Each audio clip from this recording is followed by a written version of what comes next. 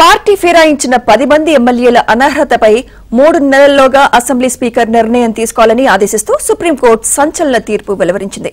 ఈ పిటిషన్లపై ఖచ్చితంగా 3 నెలలకు మించకుండా నిర్ణయం తీసుకోవాలని, పార్టీ మారిన ప్రజా ప్రతినిధులపై అనర్హత వేటును సుప్రీంకోర్టే వేయాలన్న విజ్ఞప్తిని అత్యున్నత న్యాయస్థానం తోసిపుచ్చింది. ఆపరేషన్ సక్సెస్ పేషెంట్ డెడ్ అనే తీరుగా వ్యవహరించడం సరికాదని పేర్కొంది.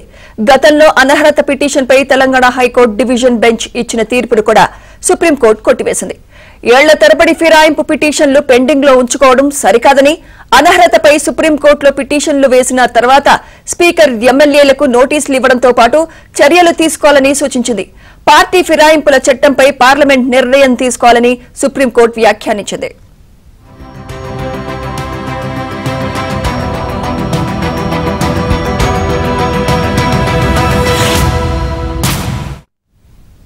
ప్రజాప్రతినిధుల పార్టీ మార్పు ప్రజాస్వామ్యానికి ముప్పు అని, వీటిని అదుపు చేయాల్సిన అవసరం ఎంతైనా ఉందని ప్రధాన న్యాయమూర్తి జస్టిస్ బిఆర్ గవాయ్ నేతృత్వంలోని ధర్మాసనం అభిప్రాయపడింది.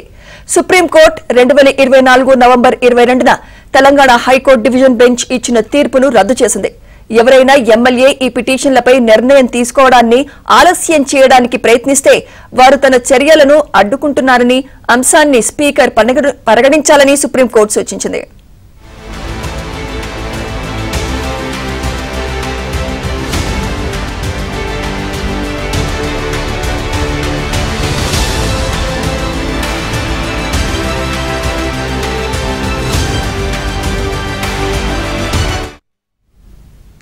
ఎమ్మెల్యేలపై అనర్హులుగా ప్రకటించాలంటూ బీఆర్ఎస్ తో పాటు ఆ పార్టీ వర్కింగ్ ప్రెసిడెంట్ కేటీఆర్, పాడి కౌశిక్ రెడ్డి సహా పలువురు ఎమ్మెల్యేలు, బీజేపీ శాసనసభాపక్ష నేత ఏలిటి మహేశ్వర్ రెడ్డి వేర్వేరుగా సుప్రీంకోర్టులో పిటిషన్లు దాఖలు చేశారు. ఈ ఏడాది జనవరి 15న దాఖలు చేసిన ఈ పిటిషన్లు సుప్రీంకోర్టులో 9 సార్లు విచారణకు వచ్చాయి. Justice BR Gavai, justice Augustine George కూడిన ద్విసభ్య ధర్మాసనం అన్ని పక్షాల వాదనలు విన్న తర్వాత ఏప్రిల్ 3న తీర్పు రిజర్వ్ చేసింది. ఇందులో ప్రతివాదులుగా తెలంగాణ అసెంబ్లీ స్పీకర్ గడ్డం ప్రసాద్ కుమార్, ఎమ్మెల్యేలు శ్రీనివాసరెడ్డి, బండ్ల కృష్ణమోహన్ రెడ్డి, కాలే యాదయ్య, టి ప్రకాష్ గౌడ్, అరికిపూడి గాంధీ, గూడెం మహిపాల్ రెడ్డి, సంజయ్ కుమార్ ఉన్నారు.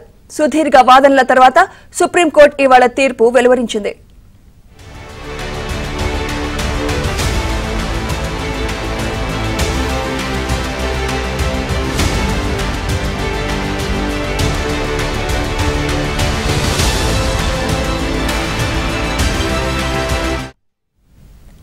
ఈ సందర్భంగా సుప్రీంకోర్టు పలు వ్యాఖ్యలు చేసింది.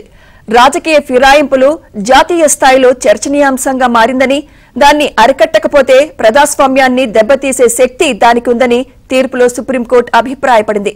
వివిధ సందర్భాల్లో ఈ అంశంపై పార్లమెంట్లో చేసిన వివిధ ప్రసంగాలను కూడా పరిశీలించామన్న సీజేఐ రాజేష్ పైలట్, దేవేంద్రనాథ్ మున్షీల అనర్హత చర్యలపై స్పీకర్ నిర్ణయం తీసుకోవడం కోర్టుల ముందు జాప్యాన్ని నివారించడమేనని చెప్పారు.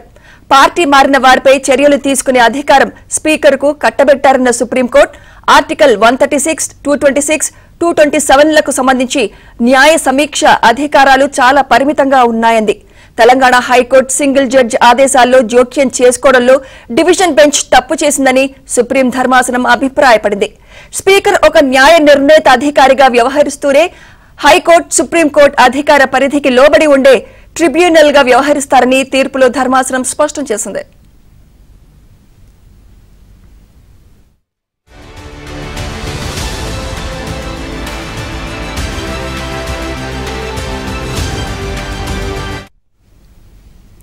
స్పీకర్ అలా వ్యవహరిస్తూనే రాజ్యాంగపరమైన రక్షణ పొందలేరన్న supreme court Telangana high court division bench 2014 November 22న తీర్పును పక్కన పెడుతున్నట్లు తీర్పులో పేర్కొంది.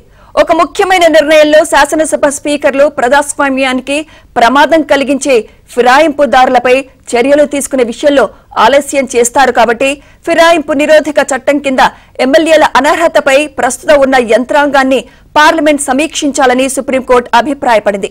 ఇటువంటి చర్యలు సంవత్సరాల తరబడి సాగడం వల్ల అర్ధరహితంగా మారుతుందని సుప్రీంకోర్టు అభిప్రాయాన్ని వ్యక్తం చేసింది. తీసుకొచ్చినప్పుడు జరిగిన డిబేట్స్ అన్నిటినీ కూడా పరిగణలో తీసుకున్నాము. అట్లాగే ఈ కోర్టులోనే ఈ డిస్క్వాలిఫికేషన్ డిసైడ్ అయిపోవాలి. ఇక్కడే మీరు వాళ్ళని డిసైడ్ చేసేయండి, ఈ డిస్క్వాలిఫికేషన్ అన్నది చెప్పిన దాన్ని కరెక్ట్ కాదు, ఇది స్పీకర్ దగ్గరికి వెళ్ళాలి అని కూడా వారు అబ్జర్వ్ చేయటం జరిగింది. అట్లాగే ఇంటర్ఫియర్ అవటానికి వీలు లేదని. కాకపోతే ఇక్కడ 10th షెడ్యూల్లో స్పీకర్ అనేవాడు ఒక జడ్జి కాబట్టి, ట్రైబ్యునల్ కాబట్టి, వారి మీద రెవిజనల్ జ్యూరిస్డిక్షన్ మాకుంది. కాబట్టి ఆ జ్యూరిస్డిక్షన్ మేము చేస్తూ దాన్ని తీసుకుంటూ మేమేం చెప్పదలుచుకున్నామంటే, స్పీకర్ అనేవారు ఇమ్మీడియట్గా ఏదైనా కానీ సుమారుగా ఒక 3 నెలల్లో, అంటే వారు ఏమన్నారంటే expeditiously not beyond 3 months in any event, not beyond 3 months అని రాయటం జరిగింది. అంటే వారు ఏ విధంగానైనా కూడా 3 నెలల లోపల ఈ కేసును విచారించమని చెప్పడం జరిగింది. అది parliament in it's wisdom has to do అండి. ఎందుకంటే లా మేకర్స్కి వాళ్ళకి తెలుసు ఏ విధంగా ఏది చేయాలి. ఎందుకంటే మనము స్పీకర్ అనే అతనికి ఎదురుకుండా వ్యక్తులు కూర్చున్న ప్రతి పార్టీ వ్యక్తులు మొహాలు, ఎవరెవరు ఏ బెంచ్లో కూర్చుంటారు, ఎవరి బిహేవియర్ ఏంటి అనేది పూర్తిగా తెలుస్తుంది. స్పీకర్ దగ్గర నుంచి టోటల్గా ఇది తీసేయటం అనేది నా ఉద్దేశ ప్రకారం అంత అద్భుతమైన ఐడియా కాదు, అది ఎవరు చెప్పినా కానీ. కాకపోతే ఏంటంటే పార్టీజన్ మేనర్ వివరిస్తున్నారు సార్, అనేక ఉదాంతాలు ఉన్నాయి ఒక పార్టీకి సంబంధించిన. మీరు రెండు ఇష్యూస్ చేస్తున్నారు. ఒకటి, మీరు 10th షెడ్యూల్ కింద కోర్టు ఆయన, మీరు అసెంబ్లీలో ఆయన స్పీకర్ బిహేవియర్ని తీసుకొచ్చి 10th షెడ్యూల్లో మాట్లాడటం, 10th షెడ్యూల్లో బిహేవియర్ని స్పీకర్లో inside the house. Supreme court pass చేసుకుంటా judgment, chief justice of India judgment pass చేసుకుంటా 3 monthsలో డెసిషన్ తీసుకోవాలి డిస్క్వాలిఫికేషన్ పిటిషన్స్ మీద అని చెప్పడం జరిగింది. అండ్ ఒకవేళ 3 monthsలో ఎమ్మెల్యేస్ కనుక ప్రొటెక్ట్ చేసినా, డిలే చేసినా కూడా వాళ్ళకి అగెయిన్స్ట్గా ఇన్ఫరెన్స్ డ్రా చేయాలి అని కూడా చెప్పడం జరిగింది. సో ఈరోజు this a brilliant judgement. And uh 3 months లోపల స్పీకర్ నిర్ణయం తీసుకోవాలి. అండ్ ఒక ఆర్డర్ సుప్రీంకోర్టు పాస్ చేసిన తర్వాత సుప్రీంకోర్టు కూడా క్లారిటీ ఇవ్వడం జరిగింది, స్పీకర్కి కాన్స్టిట్యూషనల్ ప్రివిలేజ్ ఉండదు, స్పీకర్ ఇస్ జ్యుడిషియల్ ట్రిబ్యునల్.